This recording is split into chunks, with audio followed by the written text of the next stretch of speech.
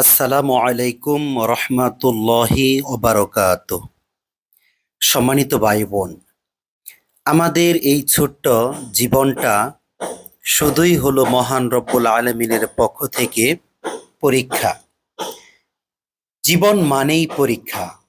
মহান আল্লাহ তাআলা কোরআনুল কারীমে বলেছেন, وَلَنَبْلُوَنَّكُمْ بِشَيْءٍ مِّنَ الْخَوْفِ وَالْجُوعِ وَنَقْصٍ مِّنَ الْأَمْوَالِ وَالْأَنفُسِ وَالثَّمَرَاتِ وَبَشِّرِ الصَّابِرِينَ।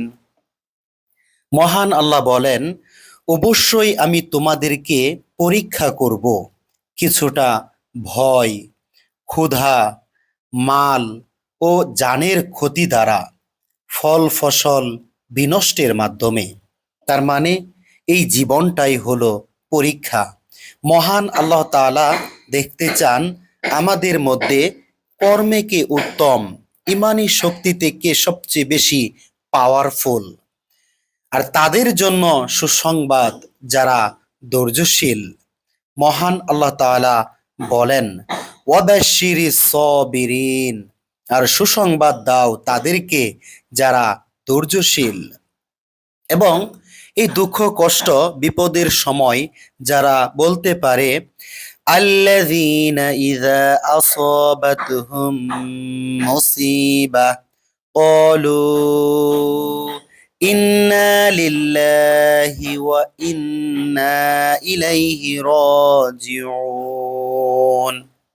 তাদের উপর যখন বিপদ এসে পড়ে তখন তারা বলে, নিশ্চয়ই আমরা আল্লাহর জন্য এবং আমরা তারই সান্নিধ্যে ফিরে যাব।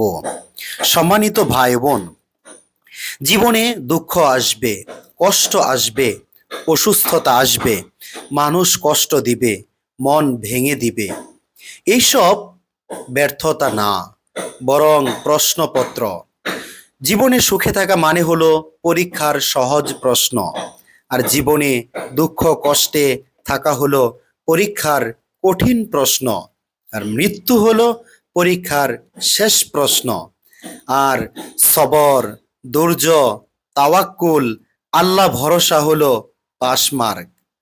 কষ্ট লাগলে আমাদেরকে অবশ্যই বলতে হবে যে হাসবি আল্লাহু ওয়া নি'মাল ওয়াকিল, আমার জন্য আল্লাহ তাআলাই হচ্ছেন যথেষ্ট, তিনিই উত্তম কর্মবিধায়ক, তিনি আমাদের উত্তম অভিভাবক। আমাদের সবসময় মহান রব্বুল আলামিনের উপর ভরসা করতে হবে, মহান রব্বুল আলামিনের ইবাদত করতে হবে, আমাদের ইমানি শক্তিকে আরো বেশি পাওয়ারফুল করতে হবে। আল্লাহ তাআলা আমাদেরকে বিপদের সময় ধৈর্য ধারণ করার তৌফিক দান করুন এবং আমাদেরকে দুনিয়াতে এবং আখিরাতে কল্যাণ দান করুন। আমিন ইয়া রব্বাল আলামিন।